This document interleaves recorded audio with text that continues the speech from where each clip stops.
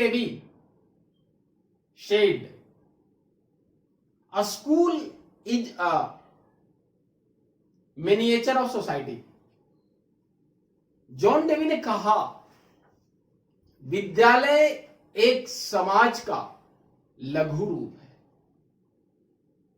कहने का तात्पर्य कि विद्यालय जिस प्रकार से समाज में लोग आपस में हार्मोनियस रिलेशनशिप, समरस संबंध स्थापित करते हैं और आपस में अंतःक्रिया करते हैं, ठीक उसी प्रकार विद्यालय में शिक्षण अधिगम प्रक्रिया करते समय हमारा शिक्षक और छात्र के बीच समरस संबंध स्थापित करना जरूरी है। Harmonious relationship, we have to establish harmonious relationship between student and teacher. कहने का तात्पर्य कि एक शिक्षक शिक्षण अधिगम प्रक्रिया करते समय अगर ह्यूमन रिसोर्सेस और physical resources, we are talking about two thing, human resources and physical resources, मानव संसाधन और भौतिक संसाधन, दोनों को ऐसा सामंजस्य स्थापित करना है जिससे कि हमारी शिक्षण अधिगम प्रक्रिया प्रभावशाली हो। अब प्रत्यक्ष रूप से कक्षा कक्ष में अधिगम प्रक्रिया को प्रभावशाली बनाने के लिए, अंतःक्रिया को प्रभावी बनाने के लिए हमें ध्यान देना है पिच कौशल। कौन सा कौशल? Think. Classroom management skill, classroom management skill, कक्षा कक्ष प्रबंधन कौशल। Today we will discuss about classroom management skill. आज हम लोग कक्षा कक्ष प्रबंधन कौशल के बारे में अध्ययन करेंगे। अब यहां पे सवाल आती है, हमने कहा था भी ह्यूमन रिसोर्सेस और फिजिकल रिसोर्सेस, फिजिकल रिसोर्सेस, ये हमारा भौतिक संसाधन और ये हमारा हुआ मानव संसाधन। ये दोनों को एक शिक्षक इतनी प्रभावशाली रूप से सामंजस्य स्थापित करेगा तो निश्चित है कि हमारा क्लासरूम मैनेजमेंट क्या होगा? प्रभावशाली होगा। लेकिन पहला सवाल उठता है कि why need classroom management skill? Why? जरूरत क्यों है इसकी? और यही हर एक कौशल में हम बता रहे हैं क्यों, इसका उद्देश्य क्या है। यही आपका शिक्षण योग्यता में सवाल पूछेगा और सीटेट में ये रहेगा। कंपोनेंट्स रहेंगे लेकिन आपको यहीं से आपका बहुत सारे सवाल का जवाब मिल जाएगा। तो हमने कहा कि क्लासरूम मैनेजमेंट क्यों, तो सबसे पहली बात हम करें इसमें सेटिस्फैक्शन, सेटिस्फैक्शन इन टीचिंग। सबसे पहली बात है कि शिक्षण में संतुष्टि। अगर क्लासरूम मैनेजमेंट में अगर आप सेटिस्फैक्शन नहीं मिलती है, संतुष्टि नहीं मिलती है, तो आप, क्योंकि जब बच्चों को पढ़ा रहे हैं, बच्चे हल्ला कर रहे हैं, मछली बाजार लगाए हुए हैं, तो आप इरिटेट हो जाएंगे, आप पढ़ा नहीं पाएंगे। तो क्लासरूम मैनेजमेंट इसलिए जरूरी है कि हमको सेटिस्फैक्शन मिले पढ़ाई में। दूसरी, एंजॉयमेंट इन टीचिंग, आनंद की बात आ रही है। आनंद मीन्स कि हम ऐसा टीचिंग लर्निंग प्रोसेस करें जिसका आधार हो फन या क्रिएशन, मनोरंजन। मनोरंजन का अर्थ यह नहीं है कि म्यूजिक या डीजे, ऐसा नहीं है। मनोरंजन का अर्थ हुआ कि शिक्षक और छात्र ऐसा संबंध रहे, प्रजातांत्रिक वातावरण हो, डेमोक्रेटिक इन्वायरमेंट हो, जिससे आपसी समझ के द्वारा वो सीखे। तो निश्चित है कि हमारा क्लासरूम मैनेजमेंट प्रभावशाली होगा। तो हमने कहा सेटिस्फैक्शन, देन हमने कहा इंजॉयमेंट। दूसरी बात यहां पे क्लासरूम मैनेजमेंट इसलिए किया जाता है कि हमारी जो है शिक्षण अधिगम प्रक्रिया प्रभावशाली हो। क्या हो? Effectiveness of teaching learning process. क्या मैंने कहा? शिक्षण अधिगम प्रक्रिया को, शिक्षण अधिगम प्रक्रिया को प्रभावशाली करने के लिए, है ना? तो हमने देखा कि कक्षा कक्ष प्रबंधन कौशल क्यों करना जरूरी है, यह हम लोग अभी देखा। अब थोड़ा देखें, थोड़ी सी बात करें हम इसकी डिफिनेशन, परिभाषा। तो परिभाषा से इससे भी बहुत सारे सवाल का जवाब आपको मिल जाएगा कि कक्षा कक्ष प्रबंधन कौशल क्यों जरूरी है, इसका उद्देश्य क्या है। ध्यान दीजिएगा, हम लोग अगर परिभाषा को देखेंगे तो निश्चित है कि इससे हमको उद्देश्य की पता चलेगा। तो देखिए, it is a ways of organising, देखिए ध्यान से, it is a ways of organising human resources, physical resources, organising resources human and physical. Clear हो गया? तो हम क्या कहें, संसाधनों को संगठित करना है। उसके बाद पुपिल्स एंड हेल्पर्स। अब बात आई कि संसाधनों को, विद्यार्थियों को और जो सहायता लेने वाले हैं उनको, इस सारे लोगों को एक संगठित करने का रास्ता है, एक तरीका है। सो दैट, क्यों भाई? ताकि टीचिंग लर्निंग, ध्यान दीजिए, टीचिंग लर्निंग कैन प्रोसेस, जिससे कि ताकि की शिक्षण अधिगम प्रक्रिया, teaching learning can process efficient, in an efficient and safe manner। ध्यान दीजिए, यहां पे बहुत ही जवाब मिल गया कि कक्षा कक्ष प्रबंधन कौशल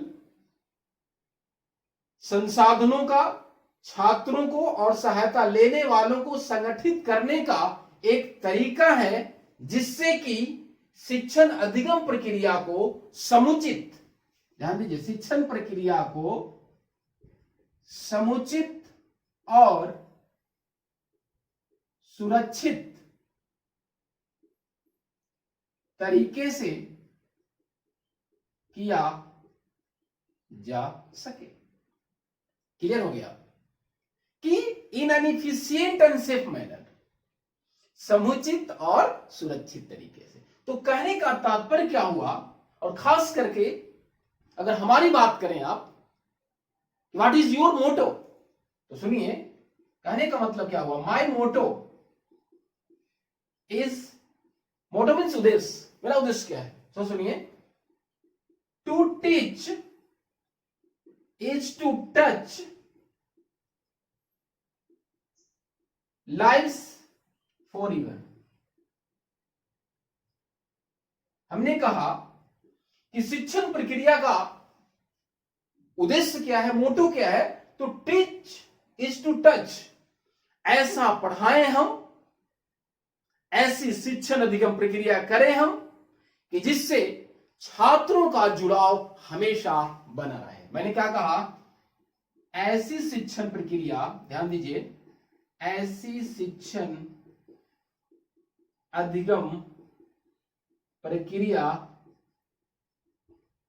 जिससे पूरी जीवन तक जुड़ा हुआ रहे। कहने का मतलब क्या, कि ऐसा नहीं कि आज पढ़ा रहे हैं तो हमारा आज से बिजनेस माइंडेड हो। पढ़ाने के बाद अगर वो बालक विद्यार्थी कहीं जॉब में भी है, सर्विस में भी है, तो फिर कभी भी आए या फोन से, फोनिक ईमेल के माध्यम से, फेसबुक के माध्यम से, ट्विटर के माध्यम से, इंस्टाग्राम के माध्यम से संपर्क बना रहे, लाइव रहेगा। ये माय मोटो ध्यान रख। कहने का तात्पर्य क्या हुआ कि कैसे होगा, हाउ इट इज पॉसिबल। ध्यान दीजिएगा, कहा गया कि हाउ इट इज पॉसिबल, संभव कैसे, संभव कैसे, तो कैसे होगा। देखिए, the best teacher teach from heart, ध्यान दीजिएगा, नॉट अ बुक। ये तभी संभव है कि जब एक शिक्षक अपनी अंतरात्मा से, ईमानदारी के साथ, समयनिष्ठ के साथ पढ़ाएगा, तब यह संभव है हार्मोनियस रिलेशनशिप। ना कि किताब लिए, वाच किए और चल दिए, प्रवचन दिए, तो ऐसा नहीं होगा। हमको दिल से, अंतरात्मा की आवाज से होगा कि मेरे को ये जीवन मिला है जिसमें बच्चों को पढ़ाना है, सहायता करना है, उस भावना से पढ़ाना होगा। देखा, क्लासरूम मैनेजमेंट क्यों जरूरी है, then what are the concept of classroom management skill, कक्षा कक्ष प्रबंधन कौशल का अवधारणा क्या है, अर्थ क्या है, और जो सबसे इंपॉर्टेंट, महत्वपूर्ण हर एक शिक्षण कौशल में, आई ऑलरेडी टोल्ड यू कि सबसे बड़ा इंपॉर्टेंट क्या है, वो होता है, हम लोगों को ध्यान रखना होता है कंपोनेंट्स, घटक। अब हम बात करेंगे कंपोनेंट्स की, घटक। वो घटक कौन कौन सारे हैं ये हम देखते हैं। तो अब बात करें, हम पहला की बात करें। पहला क्या है, क्लासरूम मैनेजमेंट कैसे होगा। तो सबसे पहला है बालकों, ध्यान दीजिए, बालकों की आवश्यकताओं पर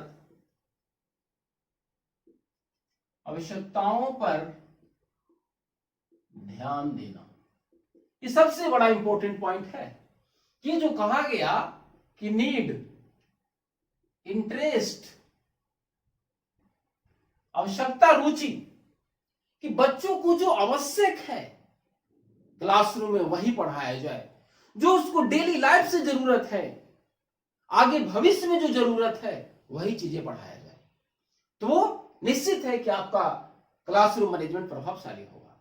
अब जैसे उसकी एग्जामिनेशन आ रही है, टर्मिनल एग्जामिनेशन, फर्स्ट टर्मिनल या सेकंड टर्मिनल आ रही है, तो हम जो टॉपिक आने वाला है, जो उससे संबंधित है, वही प्रकरण को पढ़ाया जाए और उसको अच्छी तरह से पढ़ाया जाए, तो निश्चित है कि वो ध्यान से सुने, क्योंकि वो उसको पता है कि सर जो पढ़ा रहे हैं एग्जामिनेशन में आने वाला है। तो हमने कहा कि सबसे पहला बात है कि उसकी आवश्यकताओं को ध्यान में रखा जाए, कि कौन से उसके प्रकरण, ध्यान दीजिएगा, मैंने क्या कहा, प्रकरण ये परीक्षा से संबंधित है, प्रतिदिन जीवन, या हम कहें लुकिंग फॉरवर्ड कर सकते हैं हम लोग, क्या कहें, लुकिंग फॉरवर्ड। कहने का मतलब ये भविष्य की बात कर रहा, फ्यूचर, कि आगे जो अपना जीवन में जो आगे जो पढ़ाई करे वो कंटेंट या टॉपिक आगे भी काम करे, ये बात है। दूसरी देखें हम लोग तो क्या है जो सबसे बड़ी इंपॉर्टेंट है, मास्टरी ओवर द कंटेंट्स। ये क्या है, विषय वस्तु में प्रवीणता या निपुणता, ये सबसे बड़ी जरूरत है ये टीचर के लिए, शिक्षक। क्योंकि आपको विषय वस्तु में अगर स्वामित्व नहीं होगा, ये इसमें जो बात आ जाए स्वामित्व, तो आप कितने भी शिक्षण कौशल जानते रहें वो सारी आपकी शिक्षण अधिगम प्रक्रिया प्रभावशाली कभी नहीं होगा। तो यहां पे सबसे बड़ी जरूरत है कि आपको विषय वस्तु का ज्ञान होना जरूरी है। यहां पे विषय वस्तु का ज्ञान, बोध, और सबसे बड़ी चीज कि जो आपने सीखा है ज्ञान उसको प्रयोग पे आधारित करना होगा, प्रयोग पर आधारित, उसको वास्तविक जीवन से जोड़ने आना होगा, वास्तविक जीवन से जोड़ना। कहने का मतलब कि विषय वस्तु में आपको ज्ञान महारत इसलिए जरूरी है। तो जान लीजिएगा शिक्षण योग्यता में अगर सवाल आए तो टीचर से रिलेटेड अगर ध्यान होगा कि शिक्षक को सबसे बड़ी क्या बात करना होगा, तो विषय वस्तु में प्रवीणता बहुत जरूरी है, ये ध्यान रखिएगा। तीसरी, विषय वस्तु की पूर्व तैयारी। इसमें क्या है, जब आप क्लासरूम में पढ़ाने जाने वाले हैं तो आपको उस विषय वस्तु का प्लानिंग, लेसन प्लान, मैंने आपको बताया है कि हम पढ़ाए जाने से पहले, क्लासरूम में जाने से पहले जो प्रकरण या जिस प्रकरण को हमको पढ़ाना है उसको पूरी तरह से पढ़ लें, उसमें ये निर्धारित कर लें कि कौन सा शिक्षण विधि से पढ़ाना है, कौन सा शिक्षण सामग्री का प्रयोग करना है, ये सारी बातें वहां पे ध्यान में जरूरी है। आगे देखें, छात्रों की सक्रिय सहभागिता, एक्टिव पार्टिसिपेशन ऑफ लर्नर्स। अब यहां पे जो सबसे बड़ी जरूरत चीज है, कोठारी कमीशन ने भी कहा कि the destiny of India saved in our classroom. देश का भविष्य क्लासरूम में निर्धारित होता है, कक्षा कक्ष में निर्धारित होता है, तो इसलिए उसे सक्रिय रखना होगा। तो ये सक्रिय रखने के लिए क्या करना होगा, हमको क्वेश्चनिंग, आंसरिंग, क्वेश्चनिंग टेक्निक कह लीजिए इसको, डेमोक्रेटिक इन्वायरमेंट होगा, डेमोक्रेटिक इन्वायरमेंट होगा। ये हो गया मतलब प्रश्न करना, और ये हुआ जनतांत्रिक वातावरण जिसमें शिक्षक और छात्र बिना हिचकिचाहट के सवाल कर सके और वाद विवाद कर सके। नेक्स्ट हम बात करें अध्यापक या शिक्षक का व्यक्तित्व, पर्सनालिटी ऑफ अ टीचर। अब यहां भी बात यह आ रही है कि अध्यापक का व्यक्तित्व भी बहुत बड़ा इंपॉर्टेंट रहता है, ध्यान दीजिएगा। इसमें बात क्या है कि एक शिक्षक जब क्लासरूम में प्रवेश करे तो गुस्सा वाला चेहरा ना हो, एकदम चेहरे पे मुस्कुराहट, ऊर्जावान, अभिप्रेरित होना चाहिए। क्योंकि आप मिरर हैं, जिस तरह से मिरर में हम दर्पण में चेहरा देखते हैं और रिफ्लेक्ट होता है, तो आपके स्वभाव और आपके व्यक्तित्व से बालक भी क्या होते हैं, रिफ्लेक्ट होते हैं, आप ही के पर्सनालिटी के, आपके गुण उनमें आते हैं। तो यहां पे कहा गया कि क्लासरूम में प्रवेश करते समय आपका चेहरा मुस्कुराहट होनी चाहिए और एकदम स्वाभाविक प्राकृतिक होनी चाहिए। गुस्से में अगर आप हैं, किसी तरह से परेशान हैं आप, तो क्लास में ना जाएं, या उस तरह का आप कोशिश करें कि वो महसूस ना हो। चलिए नेक्स्ट देखें हम लोग, कक्षा में उचित अनुशासन, डिसिप्लिन की बात आ रही है यहां पे, तो ध्यान दीजिएगा। There are 3 types of discipline, 3 प्रकार के अनुशासन होते हैं। एक रिप्रेशनिस्टिक, ध्यान दीजिएगा यहां पे थोड़ा सा, रिप्रेशनिस्टिक, ये दमनात्मक की बात करता है, ठीक है। एक होता है इंपैशनिस्टिक, मुक्तात्मक, मुक्तात्मक, और एक इंप्रेशन स्टिक, ये प्रभावात्मक। अब ध्यान दीजिए, ये दमनात्मक जो कहने का मतलब ऑटोक्रेटिक है, ये तो चलता नहीं कटकुट। ये बात कर रहा मुक्तात्मक, फ्रीडम की बात कर रहा है ये पूरी तरह से, लेसेस फेयर, मछली बाजार लग जाएगा, ये भी समस्या है। ये हमको प्रभावात्मक पर ध्यान देना होगा, जो हम लोग कहें डेमोक्रेटिक की बात है यहां पे, इस प्रकार के अनुशासन को हमको ध्यान देना होगा। प्रभावात्मक कि हमारे विचारों, व्यक्तित्व के आधार पे बालकों पे ऐसा प्रभाव हो कि वो संबंध स्थापित करने में, टॉपिक के वाद विवाद में वो अनुशासन को बनाए रखें। हेलो, सबसे बड़ी चीज जो हमने पहले भी कहा है कि एक शिक्षक क्लासरूम में बच्चों के ज्यादा से ज्यादा ज्ञानेंद्रियों का विकसित करने का प्रयास करें। तो वो ज्ञानेंद्रियों को विकसित करने के लिए क्या प्रयोग करेंगे, शिक्षण सहायक सामग्री। तो यहां पे बात आ रही है शिक्षण सहायक सामग्री के प्रयोग में कुशलता। यह शिक्षक को आनी चाहिए कि कैसे इसका प्रयोग किया जाए, शिक्षण सहायक सामग्रियों को कैसे बनाया जाए। तो शिक्षण सहायक सामग्री खुद से बनाया जाना चाहिए, कोशिश करें कि आप खुद से बनाया जाए।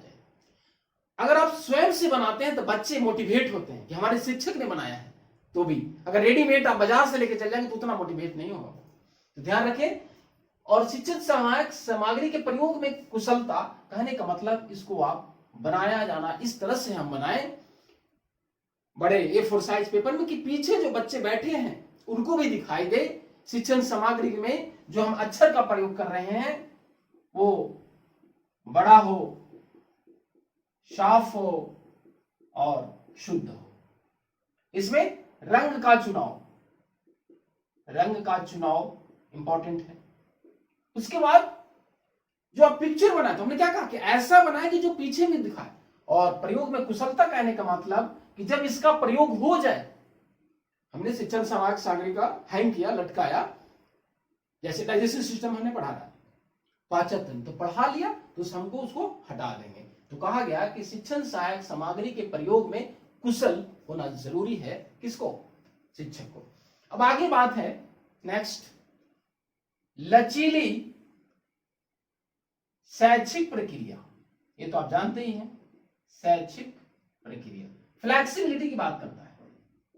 फ्लैक्सिबिलिटी क्लासरूम मैनेजमेंट में ऐसा नहीं है कितना हम आपको कंपोनेंट बता दिए तो एकदम ये हार्ड एंड फास्ट रूल हो गया। ध्यान दीजिए, मैंने क्या कहा, ऐसा कुछ नहीं है कि हार्ड एंड फास्ट रूल है कि जो हम कह रहे हैं उसी तरह से करना है। कभी कभी छात्र ज्यादा डिस्टर्ब करते हैं, हमको डांटना भी पड़ता है, कभी कभी रिप्रेजेंटेटिव बनना पड़ता है।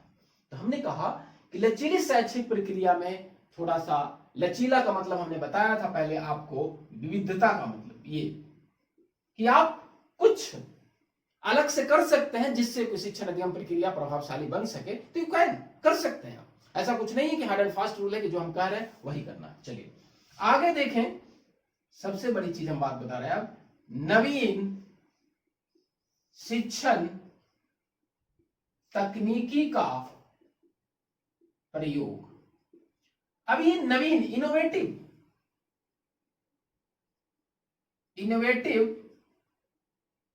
टीचिंग टेक्निक की बात हो रही है, ध्यान दीजिएगा। ये इनोवेटिव अभी पूरी तरह से हमारा विश्व कहिए, यूनिवर्स कहिए, लेकिन खास करके इंडिया भी पूरी तरह से कोविड-19 से ग्रसित है। किससे? कोविड-19 से ग्रसित है। सारे हमारे एजुकेशनल इंस्टीट्यूशन बंद हैं, ध्यान दीजिएगा। ये सबसे बड़ी चीज आ रही है कि अब क्लासेस वहां में नहीं है, हम लोग को वर्चुअल क्लास बात करना है, तो यहां पे और हम लोग के चैलेंजिंग बढ़ेगा। ऐसे तो ऑफलाइन में भी चैलेंजिंग था, डिफरेंट मेथड्स की, टीचिंग मेथड्स की बात करना था, टीचिंग मेथड्स। अब ये इनोवेटिव टेक्निक्स में जो बात आ रही है, दो बातें आ जाती है, एक हार्डवेयर भी आ सकता है और सॉफ्टवेयर, बहुत टेक्नोलॉजी कह सकते हैं इसको, टेक्नोलॉजी। ये जो हमारा तकनीकी है, ये हार्डवेयर दोनों, ये दोनों के सहयोग से हम लोग जो बात करें वो कहलाता है सिस्टम अप्रोच, ध्यान दीजिए। तो कहने का मतलब क्या हुआ कि एक शिक्षक को टाइम टू टाइम अपडेट होना होगा, चाहे वो शिक्षण विधि हो, चाहे वो, अभी हमने कहा था कि ऑनलाइन एजुकेशन पढ़ रहे हैं, तो डिफरेंट ऐप्स है, जूम ऐप से है, गूगल मीट है, माइक्रोसॉफ्ट ऐप है, ये सारी चीजों हम लोग को सीखना होगा। क्यों? क्योंकि अभी हमको जरूरत है वर्चुअल क्लास की। तो ये हमने कहा कि एक शिक्षक को नवीन शिक्षण तकनीकी पे ज्ञान होना बहुत ही आवश्यक है। आगे देखेंगे, एक हमने कहा था कि पर्सनालिटी ऑफ ए टीचर। दूसरी बात, अगर उसी से रिलेटेड अगर हम बात करें, अध्यापक का अनुकूल व्यवहार। व्यवहार भी एकदम प्राकृतिक, स्वाभाविक और एक रूपता की बात आ रही है, यूनिफॉर्मिटी। कैसा नहीं, कुछ बच्चे जो हमारे जान पहचान है तो उनको क्लासेस में हम फ्री छोड़ दें, और कुछ को तो कहने का मतलब अनुकूल व्यवहार होना चाहिए आपको, जो हमने कहा हार्मोनियस रिलेशनशिप, समरस संबंध स्थापित करना। तो अध्यापक का व्यवहार क्या ऐसा होना चाहिए, सकारात्मक होनी चाहिए और कंस्ट्रक्टिव आइडिया होनी चाहिए, रचनात्मक कार्यों में बच्चों को लगाने की बात है। अब जो हम सबसे बड़ी बात इंपॉर्टेंट करने जा रहे हैं, और ये इसलिए हमने इसको बताना है कि आपको इसको पहले बताया जा चुका है, जो सबसे बड़ी चीज है, ध्यान से समझिएगा। प्रश्न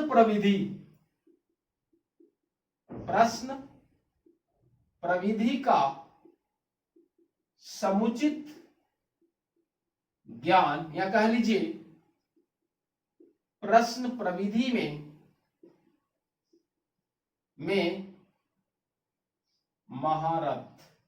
महारत या कहिए स्वामित्व, मास्टरी की बात आ रहा है, मास्टरी इन क्वेश्चनिंग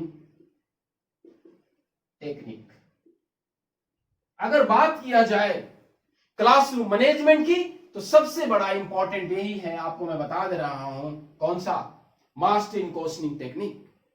सारे में अगर एक शिक्षक को प्रश्न प्रविधि का ज्ञान हो गया, कैसे क्वेश्चनिंग करना है, तो हमने बताया है आपको क्वेश्चनिंग स्किल में, एक मैंने बताया है प्रश्न कौशल, ध्यान दीजिएगा, एक है प्रश्न कौशल और दूसरा है एक खोजपूर्ण,